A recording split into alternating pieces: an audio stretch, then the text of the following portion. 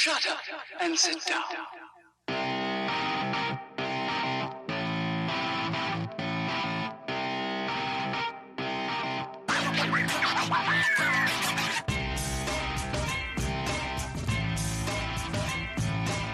Welcome to the Bricks King podcast, where I'm going to bend your ear about Lego, review those amazing bricks of plastic, and discuss what is new and up and coming around the Lego world. I'm your Minifig host, Matt. Let's build on it. Welcome in, everybody. How are we doing today? Catching up on some more Ninjago, because this wave is just so stinking large in depth and also in size of sets. Massive sets. This is probably the largest Lego Ninjago wave that I can ever honestly recall. So today we've got a few sets that we're going to talk about. First one up, 71772, is the Crystal King, $70 price tag, and has 722 pieces. Now, the great thing about this thing is not only is it a four-legged behemoth with a tail and giant claw-like hands, not claw-like hands, giant clawed hands, it comes with some really cool minifigs. And I want to start off by the minifigs here, and here's why. So we get Lloyd. We get Lloyd in his standard green garb. We get him in his special little, with his sword that has a little tassel hanging from the bottom. And then he has another katana that goes on the back, and then a shoulder guard in that pearl gold. But it's nice to get him in the green, right? And just be normal. Just be a normal minifig, Lloyd. My God. We also get a brute and a guard, a crystal brute and a crystal guard. So the crystal brutes, I'm sorry, not crystal guard, crystal warriors. The crystal brutes are the ones that have the all kind of muscular pink weird chest, and the warriors have half of that. The legs are identical. We've talked about these before. This is nothing over the top, new, exciting, amazing. But the minifig that is with this set, aside from Lloyd, is Harumi. We get the Crystal Harumi. Now, she is still using her standard Harumi face and hair, but she has crystallized. Her torso is crystallized. She's got some crystallization printing going on there. She has her katanas, her swords here. She's got dual swords here that are in that crystal color as well, that translucent color that is going on. It's incredibly impressive. I absolutely love the way it is done just for her. I mean, it really makes her stand out even more. And you get another Harumi. If you're not of Ninjago lore, maybe you don't quite understand the excitement around it, but there is much about this. So let's talk about the big guy, the Crystal King here. Hey, this is what you're looking for. This is what you want. This is the main build. This is your main focal point, and it does not disappoint. It has 4 legs. So let's talk about range of motion before we look at details and aesthetic and all that kind of stuff. There is a ball joint down at the ankle. It rotates 360 degrees, has good flex up and back to the sides. Really, really good choice there. Now, here's what I need to remind you. This set is not super heavy, so even though it doesn't have standard knee joints or knee joints that click or anything like that, you still get a lot of range of motion because this thing isn't so bulky. Now, down on the feet, I'm at the front, by the way. All the feet are identical. They're built the exact same way, have the same range of motion. The toes actually flare in and out, so you can kind of get some interesting poses there. They flare out 90 degrees. So you have 2 toes there on each foot. Front and back are identical. All feet are the exact same. But on the front legs, here's what you are getting. Okay, you do have that new piece that Lego created. I wanted to say with the first round of Ninjago this year, the non-canonical wave that they created. So you do have the piece here that does lock those knees, so the knees cannot be moved about. Some interesting color choices here for this. A lot of dark bluish gray, kind of funky to really kind of see, a lot of black. But we're talking about a villain here. So you most definitely want to get that across, but it's kind of drab on the bottom. You do have some magenta. You do have some trans magenta pieces here, which is not bad. I don't hate them. I think they're okay. The trans pink, whatever. It's pretty nice. Now, what is really great? You get up into the hip area. All right. And you're like, I'm ready to go. I'm ready to make this guy move and do all kinds of cool stuff. And here we don't go. There is none. There's absolutely none. They are Technic axles / pins, whatever you want to call them here. And they're pinned in. They're locked in. They cannot be rotated forward to back, inside, outside, adductor, abductor. There is none of that. And it really kind of killed me when I built it, because you go through the building process and you're like, okay, well, let's see what happens. And you build it and then you're like, seriously? This doesn't move? Why? And the only reason I can think of is you're trying to get that stability and you get your range of motion with your feet.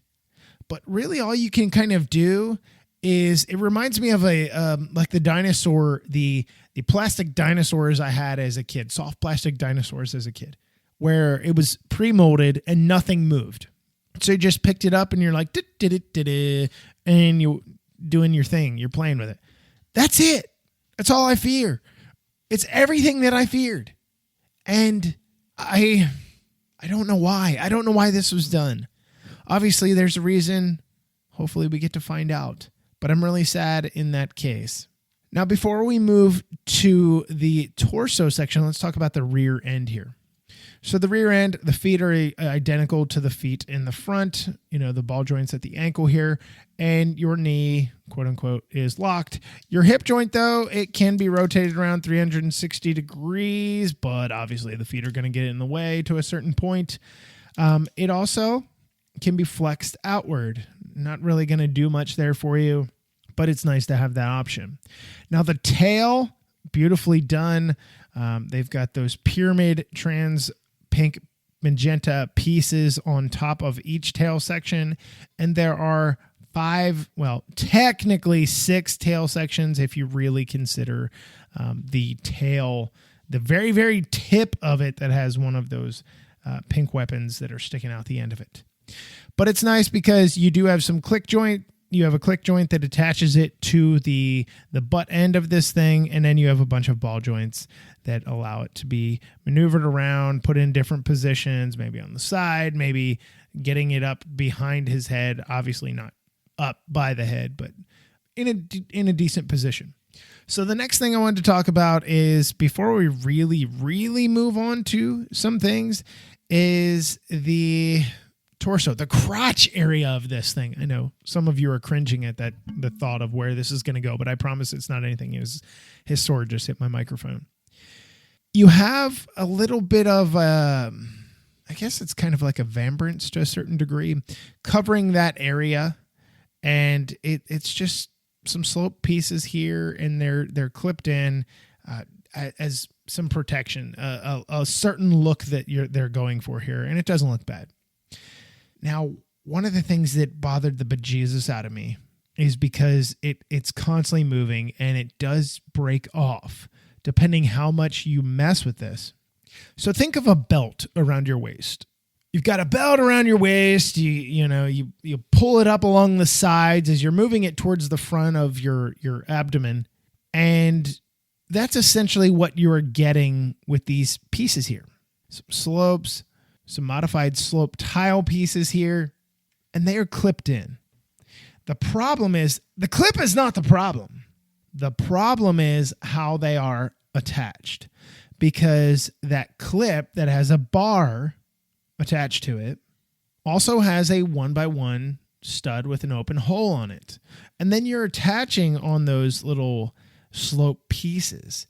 The problem is, depending how gentle or not gentle you are, you have things that break off.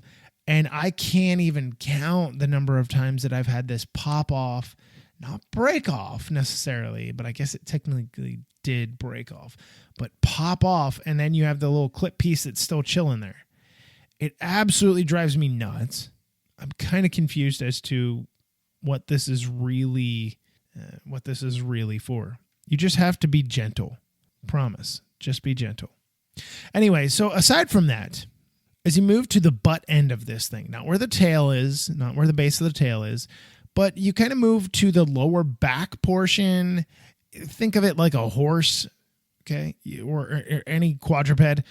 You're kind of like midway down the back of this thing, because this is kind of like a minotaur, however you want to say it.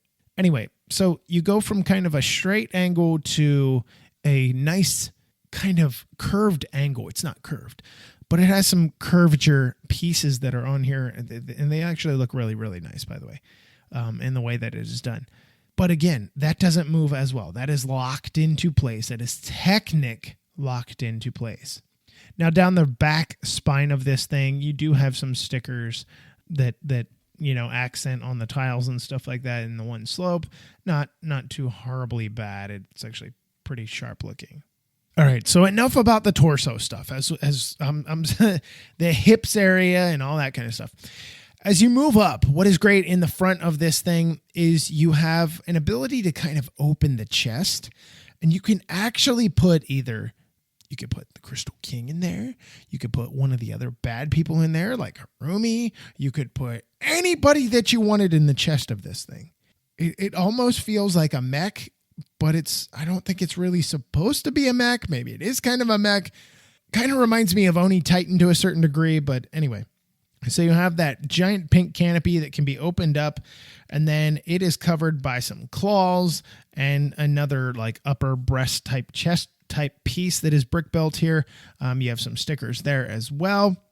And then you move up into the head. The head is actually a really nicely brick built piece. I do like the way this is done. It has a lot of articulation for you. Anyway, the eyes, believe it or not, are made out of cow horns pieces. It's incredible. I love the way that it is done. You have a claw that is for its center type horn in the middle.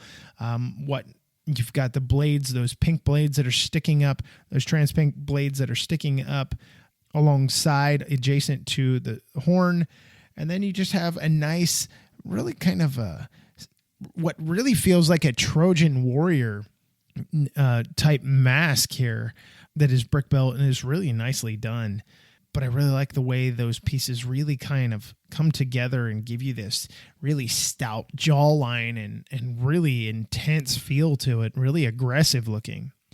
Now, the head is attached via ball joint to what I'm going to consider the neck section, and the neck section is actually a click joint, believe it or not.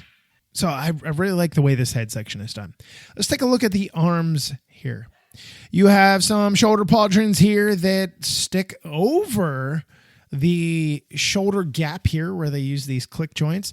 The click joints can rotate 360 degrees, obviously, and they actually do rotate 360 degrees. They rotate outward, and what is nice about these pauldron pieces that they use, well, they flex because they're clipped in, so it doesn't matter what position you want to get it into, it will move. The only thing is it has a physical stop point where if you were to put the arms right down next to the side of the body, you're going to kind of have this weird gap. So you want to have them splayed out just a little bit. The elbow joint, what you have at the elbow joint is you have a ball joint. So obviously that thing's going to rotate 360 degrees, all kinds of range of motion there. As you get to the wrist, again, a smaller ball joint here, but oh my God, probably one of my favorite parts of this.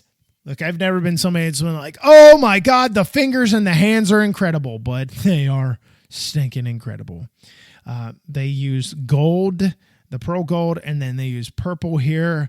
It is absolutely friggin' incredible. I just cannot get over how this looks. And when you put his giant sword in his hand, it does clip in, but you can wrap the fingers, all three fingers and the thumb around it. It looks so cool. And we're talking about large claws, the big talon ones. Super sharp looking. no pun intended there with the claw pieces, but feels very Freddy Krueger-esque in the hand. I love it. I love the way this is done. It is so intimidating, so pretty looking. As I did mention, he does have his weapon. He does I guess you could kind of like a staff that has a crystallized pink blade that is a large one on the top. He does have some wings though. So I'm going to rotate this around to the back. So off of the center section, the spine of this thing, you do have some brick built wings that are going on here. They use these crystal pieces here as well. The nice thing is, so these things can actually be put into a flapping like position. There is no mechanism that allows them to flap. Sad face. I thought that would have been kind of cool. But they're not large enough. So like I with not having any plastic kind of like membrane, I understand why that was not a decision. But what is really neat is you have the main section that does hinge here because it's clipped in, but then you have some click hinges that are in here for the big giant crystallized pieces and then the smaller crystallized pieces. So you can get that into some interesting poses. It's just a lot of fun. It's a nice design element, a unique touch, a different touch to it. The one thing I have to say, though, that I did not like about this set, I really didn't like the inability to move the hip joints. That really bothered me a lot in the front. You can do it in the back, but it really doesn't do much for you. Yes, you can kind of kick them out and stuff like that and give him a lowered stance, maybe like he's getting ready to attack or something like that. But it just feels lacking in that regard. Consider all the other mech style builds similar to this. It just felt like something was lacking. And it's not a knock. It's just something that I expected and it just didn't happen. I understand the locking of the knees. It seems to be more commonplace in Ninjago and mechs in general these days, especially with Monkey Kid as well. That didn't bother me as so much as there's no way to move the front legs. There's just, they're in position and they stay in position and that's it. So let's go ahead and talk about the next set that I want to jump into today, and that is Kai's Golden Dragon Raider. 71773, $90 price point. I know. And 624 pieces. I know. Tell me about it. You part counters at home are like, whoa, whoa, whoa, whoa. Yeah, whoa, I know. I said the exact same thing when I realized how much this thing is going to cost. So let's jump in and talk about the good, the bad, the ugly. We know there's good. I'm sure there's going to be some bad. But is there really ugly? Let's talk about it. So you say you want Ninjago. I got you Ninjago right here. Let's talk about minifigs first. I don't want to save them to the end here. You do get your Golden Dragon Zane here. So another golden ninja here. All that translucent, that beautiful color that's in here, that transparent. I guess, is it more transparent than translucent? Anyway, dual molded wings here, the golden wings, same as the other ones that we talked about on the last episode. You do get a golden Kai without the special wings because he's not in dragon mode here. We've already seen that. Skylar makes a return. Hello, Skylar. Oh my God. She's so incredible. She's got little shoulder quadrants and stuff. Her print's a little bit different. Her faces are great. I absolutely love them. Skylar's such a great character. You get General Mr. F, not Mr. E. We all know about Mr. E, but Mr. F? What is going on here? Anyway, he's crystallized. His belly's crystallized. His chest is crystallized. He does have a neat little weapon, though. That new sword piece that you can attach other pieces to. It has tiny little bars that stick off the side we talked about. And then it can also receive another weapon down into the center of it. What he has here is he has that, and then he has the shurikens, the golden shurikens that are on each side of it. If you're not really sure what shurikens are, if you're first time here, they look like three pointed ninja throwing stars. Anyway, you have your Vengestone Brute, which we talked about earlier, your Vengestone Warrior, but you don't just get one. you get two. And you always need bad guys. You always need bad guys. Bad guys never go out of style. But what I found interesting, as far as minifigs go, not only do you get Skylar, you get your Dragon Zane, of course, but the General Mr. F, that is weird to say. He has his visor, he's got his special eyes and stuff like that. But the helmets, those new helmets are kind of funky. Those samurai type helmets, where they kind of have that design, that texture down the middle of it. It looks great, but in functionality, I'm like, it does work, but you can't really open the visor for trash on any of them.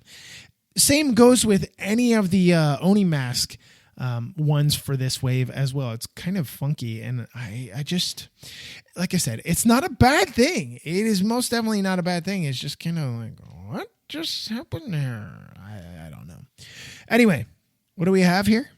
You have a giant vehicle, and this vehicle is wicked. And look, 624 pieces. Yes, a lot of those are minifigs. Yes, a lot of these are big, giant, chunky pieces. But dude, you have oh, crikey, I just shot something out of it.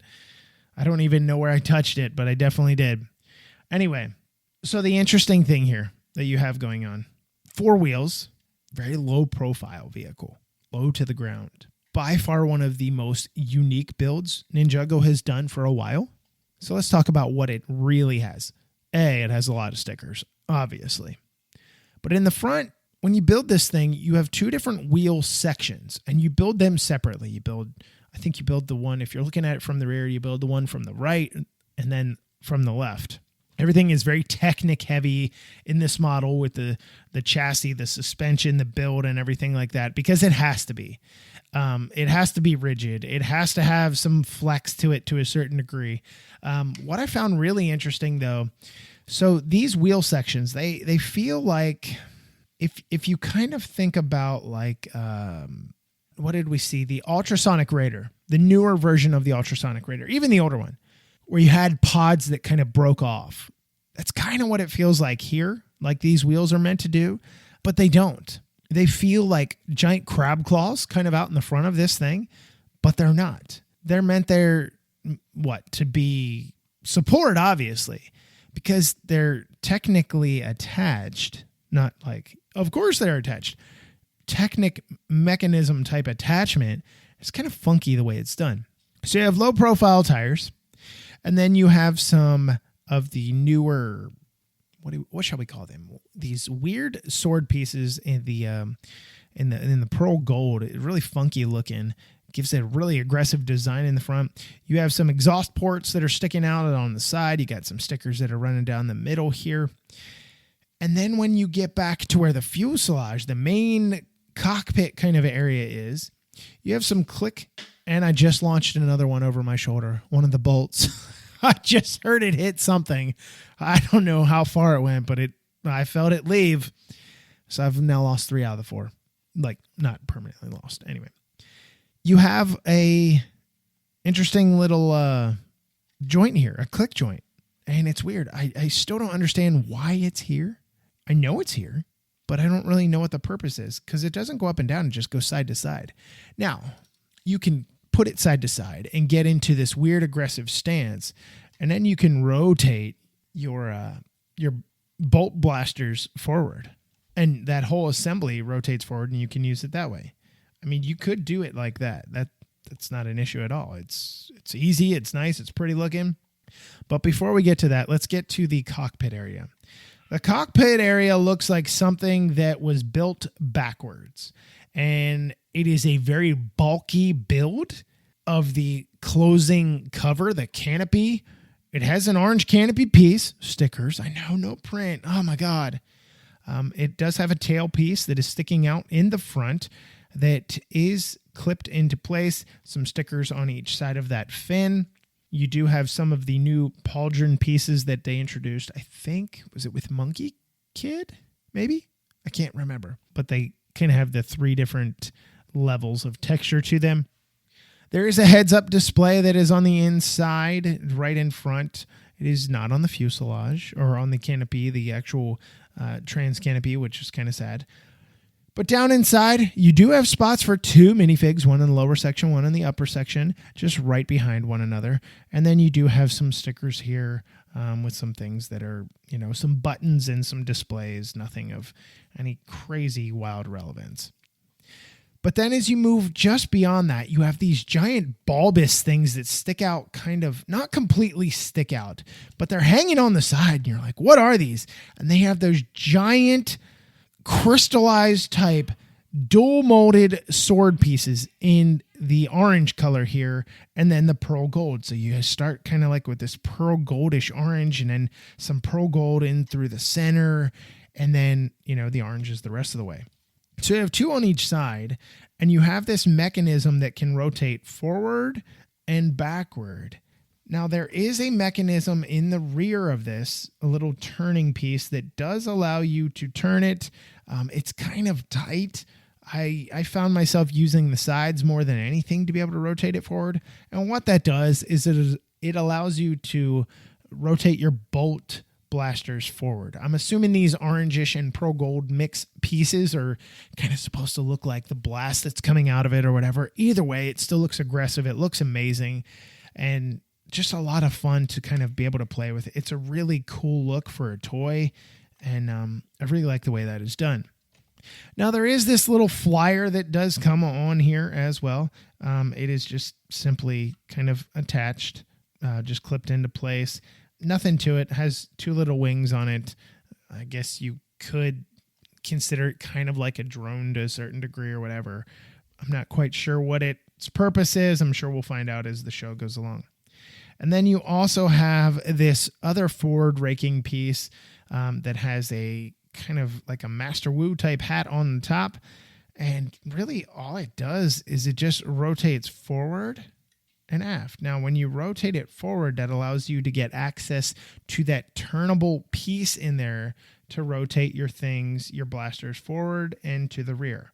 Obviously, you want them to the front if you're blasting. And like I said, when you have the wheels splayed out in the front, that allows you an opportunity to be able to shoot cleaner, more cleanly.